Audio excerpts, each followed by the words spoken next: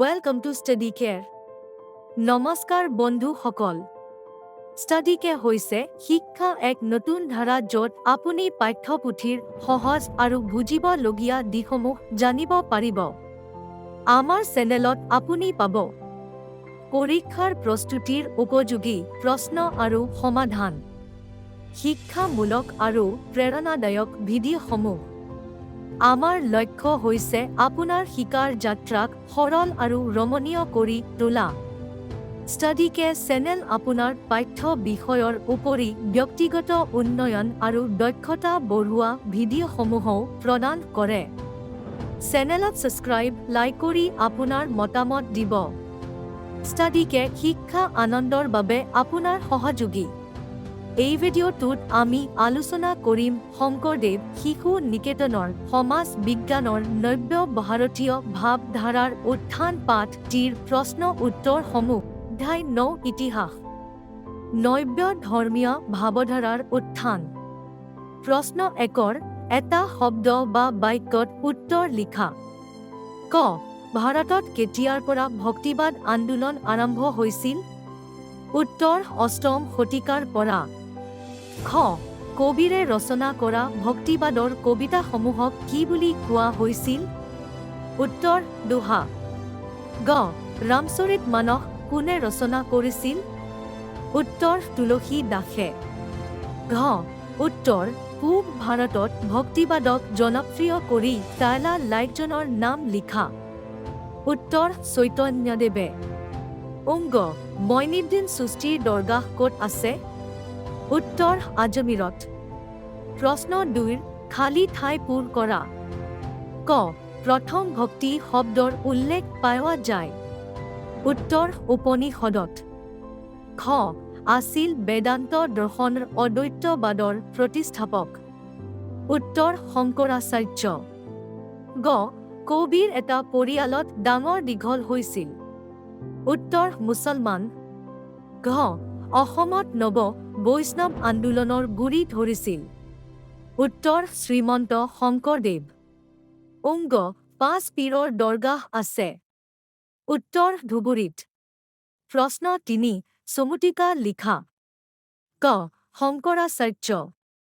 উত্তৰ বৈষ্ণৱ ভক্তি ধৰ্ম প্ৰচাৰ কৰা আচাৰ্যসকলৰ ভিতৰত শংকৰাচাৰ্যই হ'ল প্ৰথম। দক্ষিণ ভাৰতৰ কেৰালা প্ৰদেশৰ পূৰ্ণা নদীৰ পাৰৰ এখন গাঁৱত সিহঁত শংকৰাচাৰ্যই জন্মগ্ৰহণ কৰিছিল।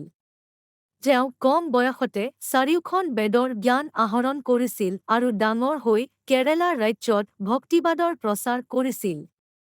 শংকৰাচাৰ্য আছিল বেদান্ত দৰ্শনৰ অদ্বৈতবাদৰ প্ৰতিষ্ঠাপক। অদ্বৈতবাদত একৰ বাহিৰে দুই সত্তাৰ অস্তিত্ব স্বীকাৰ কৰা নহয়। শংকৰাচাৰ্যই প্ৰকৃত জ্ঞানৰ ওপৰত গুৰুত্ব প্ৰদান কৰিছিল।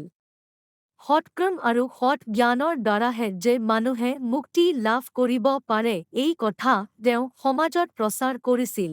খ. চৈতন্যদেৱ। উত্তৰ দক্ষিণ ভাৰতত আলাৱাৰসকলে আৰম্ভ কৰা ভক্তি আন্দোলন লাহে লাহে সমগ্ৰ ভাৰতত বিয়পি পৰিছিল কিছুসংখ্যক অনুৰাগীৰ জৰিয়তে। উত্তৰ পূব ভাৰতত ভক্তিবাদক জনপ্ৰিয় কৰি তুলিছিল চৈতন্যদেৱে। তেওঁ বংগদেশত বৈষ্ণৱ ধৰ্ম প্ৰচাৰ কৰিছিল। তেওঁ প্ৰচাৰ কৰা ভক্তি ধৰ্মক অচিন্ত্য ভেদাভেদ নামেৰে জনা যায়। তেওঁ জাতিবিচাৰ বৰ্জন কৰিছিল, যিটো কাম মহামানৱ মহাত্মা গান্ধীয়ে ১৯ শতিকাত অস্পৃশ্যতা বৰ্জন নামেৰে আৰম্ভ কৰিছিল।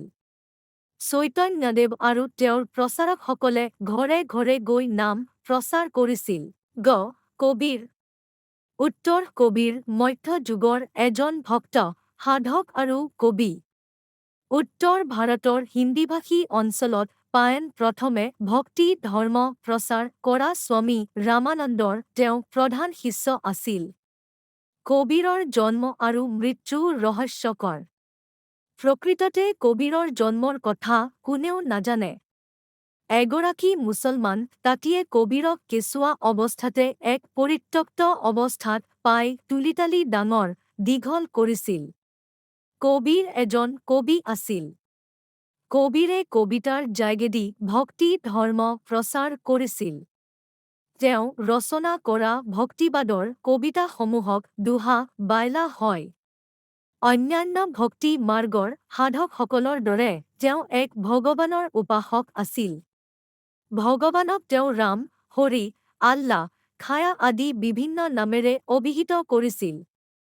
সাধাৰণলাইকৰ মাজত কবিৰ ইমানেই জনপ্ৰিয় আছিল যে তেওঁৰ সমসাময়িক মুছলমানসকলে তেওঁক চিফি সাধক আৰু হিন্দুসকলে ৰামভক্ত বুলি স্বীকাৰ কৰিছিল। হিন্দু, মুছলমান উভয় ধৰ্মৰ লাইকে তেওঁৰ শিষ্যত্ব গ্ৰহণ কৰিছিল। ঘ. নিজামুদ্দিন আউলিয়া। উত্তৰ: নিজামুদ্দিন আউলিয়া ইছলাম ধৰ্মৰ চুফীপন্থাৰ এজন প্ৰখ্যাত চুফী। চুফী পন্থাৰ অন্যতম নীতি হ'ল উদাৰতা। খ্ৰীষ্টীয় একাদশ-দ্বাদশ শতিকামানৰ পৰাই ইছলাম ধৰ্ম প্ৰচাৰৰ কাৰণে মধ্য এছিয়াৰ পৰা কেইবাজনাই ধৰ্ম প্ৰচাৰকৰ ভাৰতলৈ আগমন ঘটিছিল। তেওঁলোকৰ মাজত চুফী সাধকসকলাই আছিল। নিজামুদ্দিন আউলিয়া তেওঁলোকৰ মাজৰে এজন। তেওঁৰ মতে নৈতিক মূলমন্ত্ৰ বাহিৰেই চুফীবাদৰ মূলমন্ত্ৰ। নীতি শিক্ষা আহৰণ কৰি ভাতৃত্ব বান্ধেৰে শান্তিপূৰ্ণভাৱে জীয়াই থকাটোৱেই আচল কথা। তেওঁলোকৰ মূল উদ্দেশ্য হ'ল ভগৱত প্ৰেম আৰু মানৱ প্ৰেমৰ মাজেদি জীৱন অতিবাহিত কৰা। বিস্তৃত প্ৰাৰ্থনা, উপবাস, আচাৰ অনুষ্ঠান আদি তেওঁলোকৰ মতে নিৰৰ্থক। এনে উদাৰ মনোভাৱৰ বাবে হিন্দু ধৰ্মৰ লাইক সকলেও নিজামুদ্দিন আউলিয়াৰ দৰে পীৰসকলক সন্মান কৰিছিল। অংগ: আজান ফকীৰ। উত্তৰ: শতিকাত অসমলৈ আহিছিল আজান ফকীৰ। তেওঁৰ আচল নাম আছিল শাহ মিলন। তেওঁ মুছলমানসকলক আজান দি ভগৱানক প্ৰাৰ্থনা কৰিবলৈ আহ্বান জনাইছিল বাবে তেওঁক আজান পীৰ নামে জনা যায়। তেওঁ ৰচনা কৰা গীতসমূহক জিকিৰ বুলি কোৱা হয়। এই গীতসমূহৰ দ্বাৰা তেওঁ হিন্দু-মুছলমান সকলকে একতাৰ দায়লেৰে বান্ধি সমাজত ঐক্য শাস্তি প্ৰতিষ্ঠা কৰিবলৈ বিচাৰিছিল। শিৱসাগৰ জিলাৰ সৰাগুৰি চাপৰিত উদাৰ দৃষ্টি ভংগীৰে সকলাই ধৰ্মৰ লাইকক আপ্যায়ন কৰি ল'ব পৰা ব্যক্তি গৰাকীয়ে হ'ল আজান ফকীৰ। প্ৰশ্ন ৪: ভক্তিবাদ বুলিলে কি জানা লিখা। উত্তৰ: ভক্তি শব্দৰ অৰ্থ হ'ল সেৱা। ভক্তি বুলি কওঁতে ঈশ্বৰ বা ভগৱানৰ ওচৰত সেৱা বা আনুগত্য আগবঢ়োৱাকে বুজোৱা হৈছে। পণ্ডিতসকলৰ মতে বৈদিক সাহিত্যৰ উপনিষদতেই প্ৰথম ভক্তি শব্দৰ উল্লেখ পাৱা যায়। ঈশ্বৰৰ প্ৰতি অগাধ প্ৰেম তথা ভক্তিৰ ওপৰত গুৰুত্ব দি মহাপুৰুষসকলে যি মতবাদৰ সৃষ্টি কৰিছিল সেয়াই ভক্তিবাদ। ভাৰতবৰ্ষত অষ্টম শতিকা মানৰ পৰাই এক নব্য বান্তোন ধৰ্মীয় ভাৱধাৰাৰ উত্থান হৈছিল আৰু লাহে লাহে এই ধৰ্মীয় ব্যৱস্থাই প্ৰসাৰতা লাভ কৰিছিল। এই আন্দোলন ধৰ্ম গিৰিসকলে বিভিন্ন দেৱ-দেৱীৰ মূৰ্তি পূজা বাদ দি একেশ্বৰবাদত বিশ্বাস ৰাখি ভক্তিয়েই মুক্তিৰ একমাত্ৰ পথ বুলি গণ্য কৰিছিল। প্ৰশ্ন ৫: আলাই-ৱাৰ আৰু নাইলাৰ সকল কোন আছিল? তেওঁলোকৰ মূল ধৰ্মমত কি? উত্তৰ: আলাই-ৱাৰ আৰু নাইলাৰ সকলে দাক্ষিণাত্যৰ তামিল ৰাজ্যৰ দুটা সম্প্ৰদায়। আলাই-ৱাৰ সকল আছিল বৈষ্ণৱ-পন্থী আৰু নাইলাৰ সকল আছিল শৈৱ-পন্থী লাইক। আলাই-ৱাৰ সকলে বেদ, উপনিষদ আৰু গীতাৰ ভাৱধাৰাকে গ্ৰহণ কৰি ভক্তি, কৰ্ম আৰু জ্ঞানৰ ওপৰত প্ৰাধান্য দিছিল। আলাই-ৱাৰ সকলৰ মতে ভগৱানেই হৈছে আধ্যাত্মিক জীৱনৰ পথ প্ৰদৰ্শক। তেওঁৰ চৰণত একান্ত ভক্তিয়ে মনৰ অজ্ঞানতা দূৰ কৰি মোক্ষলাভৰ পথ দিয়ে। তেওঁলোকে ভক্তিমূলক কবিতা, শ্ৰোতত আদি ৰচনাৰ জৰিয়তে ভক্তিবাদৰ ধাৰণা প্ৰচাৰ কৰিছিল। আলাই-ৱাৰ সকলকেই ভক্তিবাদৰ বাট কটীয়া বুলি ক'ব পাৰি। প্ৰশ্ন ৬: গুৰু নানকে প্ৰচাৰ কৰা ধৰ্মটো কি বুলি জনা গৈছিল? তেওঁ প্ৰচাৰ কৰা ধৰ্মৰ মূল কথা কি আছিল লিখা। উত্তৰ: গুৰু নানকে প্ৰচাৰ কৰা ধৰ্মটোক শিখ ধৰ্ম বুলি জনা যায়। উত্তৰ ভাৰতত ভক্তিমাৰ্গৰ প্ৰচাৰ কৰাইতা সকলৰ ভিতৰত গুৰু নানকো আছিল এজন। তেওঁৰ মতে একমাত্ৰ সত্য পথত চলাটোৱেই হৈছে ধৰ্মৰ উদ্দেশ্য। তেওঁৰ মতবাদ কবীৰৰ মতবাদৰ সৈতে একেই। নানকৰ ধৰ্ম বিচাৰত ধনী দৰিদ্ৰ, শ্ৰোতনিভেদ আৰু লিংগ ভেদ নাই। তেওঁৰ মতে সকলাই একেই মানুহ। ভগৱানৰ প্ৰেমেহে আমাক অৰ্থাৎ জীৱক ৰক্ষা কৰিব পাৰে আৰু তেওঁৰ কৰোণা বা দয়া লাভ কৰিব পাৰিলেই সকলাইবে মুক্তি লাভ কৰিব পাৰে। প্ৰশ্ন ৭। শংকৰদেৱে প্ৰচাৰ কৰা ভক্তি ধৰ্ম প্ৰধান বৈশিষ্ট্য কি লিখা? উত্তৰ দাক্ষিণাত্যৰ তামিল ৰাজ্যত আলাৱাৰ সকলে আৰম্ভ কৰা ভক্তিবাদে কালক্ৰমত সমগ্ৰ ভাৰততে প্ৰসাৰ লাভ কৰিছিল। ভাৰতবৰ্ষৰ বিভিন্ন স্থানত বিভিন্ন জনে ভক্তি ধৰ্ম প্ৰচাৰত মনোনিৱেশ কৰিছিল। অসমত শ্ৰীমন্ত শংকৰদেৱৰ নৱ বৈষ্ণৱ আন্দোলনৰ গুৰি ধৰি এই আন্দোলন জনপ্ৰিয় কৰি তুলিছিল। শংকৰদেৱে প্ৰচাৰ কৰা ভক্তি ধৰ্মৰ প্ৰধান বৈশিষ্ট্য হ'ল: ঈশ্বৰ এক। তেওঁৰ বাহিৰে অইন দেৱ দেৱীৰ স্থান নাই। সকল মানুহেই সমান। উচ্চ নীচৰ প্ৰভেদ নাই। য'ত জীৱ তত শিৱ। অৰ্থাৎ সকলাই জীৱৰে স্ৰষ্টা ভগৱান। জীৱ হত্যা মহাপাপ। প্ৰশ্ন ৮। ভাৰতবৰ্ষৰ সামাজিক সাংস্কৃতিক দিশত নব্য ধৰ্মীয় আন্দোলনৰ প্ৰভাৱ সম্পৰ্কে চমুকৈ লিখা। উত্তৰ: দাক্ষিণাত্যৰ মিল দেশৰ পৰা আলাৱাৰ আৰু নাইলাৰ সকলৰ জৰিয়তে সমগ্ৰ ভাৰতবৰ্ষতে নব্য ধৰ্মীয় আন্দোলন প্ৰবাহিত হ'ল।